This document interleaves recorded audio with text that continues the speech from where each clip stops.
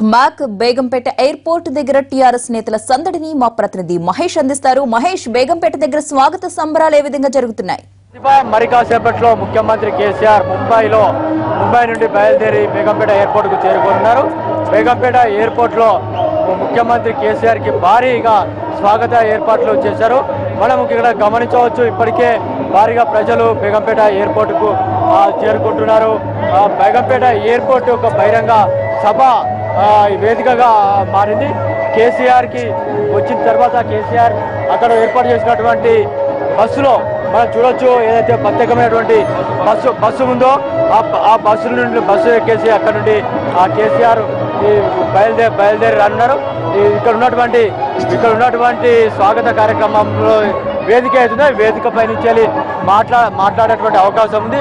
ఒకవేళ వేదిక పై నుంచి ఎక్కేటువంటి అవకాశం ఉన్నప్పుడు కూడా ఆ బస్సు నుండి మాట్లాడే విధంగా, బస్సు పై నుండి మాట్లాడే విధంగా అన్ని రకాలైనటువంటి ఏర్పాట్లు చేసినటువంటి పరిస్థితి.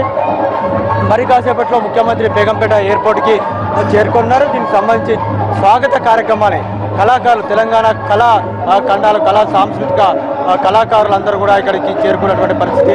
ముఖ్యమంత్రి ఘనంగా స్వాగతంతో చెప్పే విధంగా ఇక కార్యక్రమాలు ఏర్పాటు చేయడం జరిగింది. దాదాపుగా 50,000కు పైగా ప్రజలు, రైతులు, తెలంగాణ రాష్ట్రం అభిమానులు ఈ కార్యక్రమానికి హాజరవుతున్నట్టుగా అధికారులు, టీఆర్ఎస్ నేతలు చెప్తున్నారు. అందుకు అనుగుణంగా ఇక్కడ ఏర్పాటు చేయడం జరిగింది. ముఖ్యమంత్రి ఇక్కడ వచ్చిన ప్రజలను ఉద్దేశించి ప్రసంగించిన తర్వాత ర్యాలీగా బయలుదేరి క్యాంప్ కార్యాలయానికి చేరుకుంటారు. ఇక్కడ ఉన్నటువంటి బేగంపేటలో ఉన్నటువంటి క్యాంప్ కార్యాలయానికి ముఖ్యమంత్రి చేరుకుంటారు. దారి పొడవునా కూడా స్వాగత కార్యక్రమాలను కూడా పెద్ద ఎత్తున ఏర్పాటు చేసినటువంటి పరిస్థితి. మొత్తం ఇక ఈ ఏరియా అంతా కూడా గులాబీమయమైంది. ఎక్కడ చూసినా కూడా గులాబీ జెండాలు, ఫ్లెక్సీలతో కనిపిస్తున్నది, నిండిపోయింది. బేగంపేట ఎయిర్పోర్ట్ ఒక బహిరంగ సభ ఉన్నది. ఒకప్పుడు విమాన రాకపోకలకి వేదిక అయినటువంటి బేగంపేట ఎయిర్పోర్ట్ ఈరోజు ఒక బహిరంగ సభకి వేదికగా నిలిచింది. ఒక చారిత్రాత్మకమైనటువంటి ఒప్పందం చేర్చుకొని వస్తున్నటువంటి ముఖ్యమంత్రికి ఒక ఘనమైన స్వాగతానికి ఒక వేదికగా మారిందని చెప్పేసి టీఆర్ఎస్ నేతలు చెప్తున్నారు. ప్రధానంగా చూసుకున్నట్లయితే నిన్న ఏదైతే మహారాష్ట్ర ప్రభుత్వంతో ఒప్పందం కుదిరిందో, ఇద్దరు ముఖ్యమంత్రులు సంతకాలు చేశారో, 3 ఒప్పందాలపైన సంతకాలు చేశారు. దీనికి సంబంధించి భారీ ఎత్తున, అంటే తెలంగాణకి భారీ ప్రయోజనం చేకూరబోతుంది.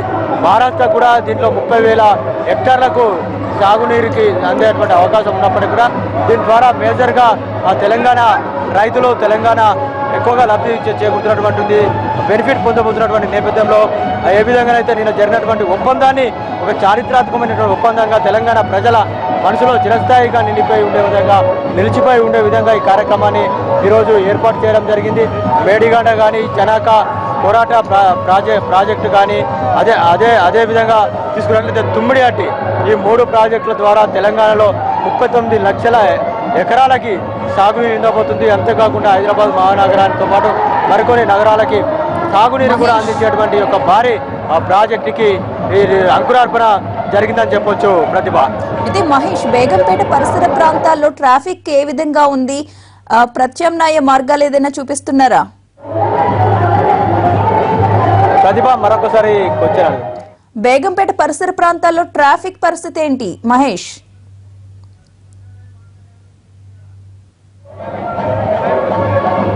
ప్రతిభ, బేగంపేటకు వచ్చేటువంటి వాహనాలకి ఈరోజు దారి మళ్లించడం జరిగింది. నిన్ననే నగర పోలీస్ కమిషనర్ ఒక ప్రెస్ స్టేట్మెంట్ కూడా ఇవ్వడం జరిగింది. రేపు ఇక్కడ బహిరంగ సభ జరుగుతున్నటువంటి నేపథ్యంలో సీఎంకు స్వాగత కార్యక్రమం భారీ ఎత్తున చేస్తున్నటువంటి నేపథ్యంలో ఇక్కడ బేగంపేట నుండి వెళ్ళేటువంటి వాహనాలు ఏవైతున్నాయో బేగంపేట నుంచి కాకుండా వయా ప్యారడైజ్ నుండి కొన్ని రాజ్భవన్, నక్లెస్ రోడ్ల మీదుగా వాహనాలను మళ్లించడం జరిగింది. కొన్ని వాహనాలని ఇక పంజాగుట్ట నుండి కూడా మరలించినటువంటి పరిస్థితి. ప్రతిభ, మొత్తానికి అయితే ఏదైతే అంతేకాకుండా ఇక్కడికి వచ్చేటువంటి ప్రజలకు కూడా ఎలాంటి ఇబ్బందులు, ట్రాఫిక్ ఇబ్బందులు కలగకుండా నిజామాబాద్ నుంచి వచ్చే వాహనాలకి ప్రత్యేకమైనటువంటి పార్కింగ్ ఏర్పాట్లు, అదేవిధంగా ఇక్కడ రంగారెడ్డి జిల్లా నుంచి వచ్చేటువంటి వెహికల్ కానీ, మెదక్ సంగారెడ్డి నుంచి వచ్చేటువంటి వెహికల్ కానీ ప్రత్యేకమైనటువంటి పార్కింగ్ ఏర్పాట్లు చేయడం జరిగింది. ఈ చుట్టుపక్కల ఏవైతే ఖాళీ ప్రదేశాలు, ఈ ఖాళీ ప్రదేశాల్లో వారికి పార్కింగ్ ఏర్పాట్లు చేయడం జరిగింది. ఒకవేళ ర్యాలీ తర్వాత వారందరూ కూడా ఫ్రీగా ఇక్కడి నుంచి వెళ్ళిపోయే విధంగా పార్కింగ్ కూడా ఏర్పాటు చేసినటువంటి పరిస్థితి. మొత్తానికైతే ఈ రోజు జరుగుతున్నటువంటి కార్యక్రమం ద్వారా తెలంగాణ ప్రజలకి తెలంగాణ రాష్ట్ర ప్రభుత్వం చేస్తున్నటువంటి కార్యక్రమాన్ని ప్రజలకు తీసుకెళ్లే విధంగా తీసుకున్న ఈ కార్యక్రమానికి ఎలాంటి ఇబ్బందులు రాకుండా ఉండే విధంగా ఏర్పాటు చేయడం జరిగింది. అంతేకాకుండా ఇక్కడికి వచ్చేటువంటి ప్రజలకు కూడా డ్రింకింగ్ వాటర్, మజ్జిగ ప్యాకెట్లను కూడా ఏర్పాటు చేయడం జరిగింది స్థానిక నేతలు. అంతేకాకుండా హరీష్ రావు మంత్రులు హరీష్ రావు, తలసాని శ్రీనివాస్ యాదవ్ వీళ్ళందరూ కూడా ఎప్పటికప్పటికి ఇక్కడ ఉన్నటువంటి ఏర్పాట్లను పర్యవేక్షించడం కాకుండా దగ్గర ఉండి ఏర్పాట్లను చూస్తున్నటువంటి పరిస్థితి. ఎక్కడ కూడా లోటుపాట్లు రాకుండా ఈ కార్యక్రమాన్ని చూస్తున్నారు.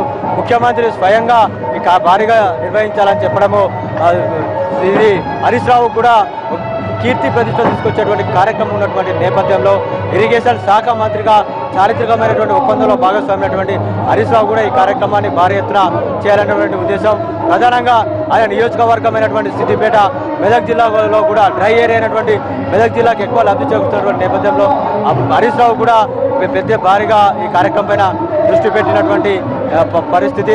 పొద్దునే వీరందరూ కూడా మంత్రులు ఇక్కడ ఉండేసి పరిస్థితుల్లోనే ఇక్కడ ఉన్నట్టు ఏర్పాటు చేసినటువంటి ఏర్పాట్లను కూడా వారు పర్యవేక్షించి పరిశీలించి కొన్ని సలహాలు సూచనలు కూడా ఇచ్చిపోయినటువంటి పరిస్థితి.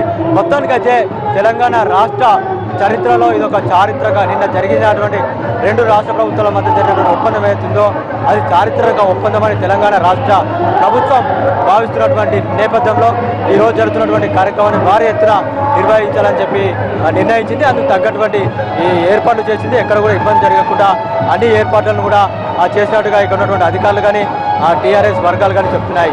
ప్రతిభ.